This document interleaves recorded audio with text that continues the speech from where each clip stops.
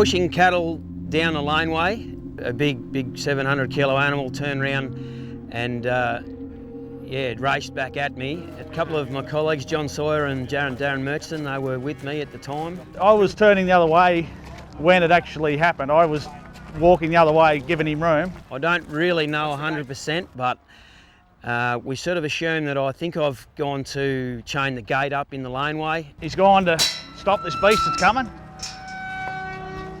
And I reckon it's hit this gate. And as far as I know, the gate has banged me in the head. And just hit him, and I reckon he landed down where Darren's standing. Unconscious, of course, and that's about all I can tell you from my experience of it. And he was lying halfway across the laneway when I found him, and I had to go back and sort of not go too fast because the cows are actually walking around him one by one, single file.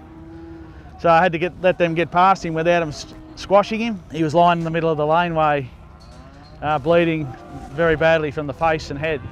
I woke up in Melbourne a couple of days later.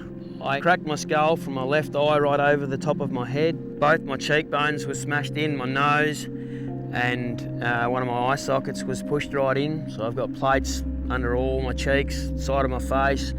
The crack in my skull was about the one thing they weren't concerned about. It was obviously a pretty big crack in the top of my head.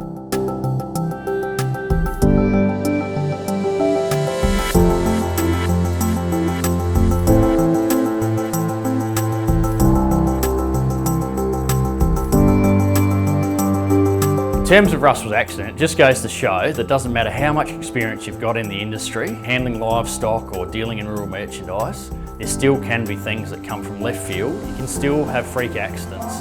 We've learned that we need to communicate more within the business, and we've started doing that by having monthly safety meetings within the whole business, but also within the livestock businesses. It's really important that every person that works for Ruralco has the opportunity to go home in the same condition that they came to work in. We've got an induction program now where all of our staff and livestock agents are inducted into the business and focus on safety and livestock handling. We've also upgraded our emergency preparedness procedures along with hands-on training days. It might sound like a throwaway line, but it's critically important that we look after our staff. It's a core philosophy of Ruralco, and it's also a key part of our values. Yeah, for the very short term, I think I was the only one that wasn't concerned because I was asleep. But yeah, look, once we realised everything was going to be okay, everything, was all right. But for the short term, I think there was a fair bit of concern everywhere involved. So, if after seeing the footage today, you still don't think this is a serious enough issue, then put yourself in the shoes of either the employees or the families of the employees and consider the pain and grief that these families have gone through over a long period of time before these staff got back on their feet. And it can still happen quite quickly and quite easily with something we do every day of the week.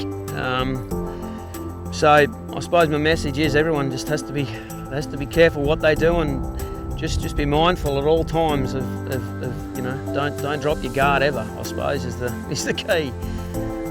At the end of the day, safety in Ruralco is about keeping you and your workmates safe.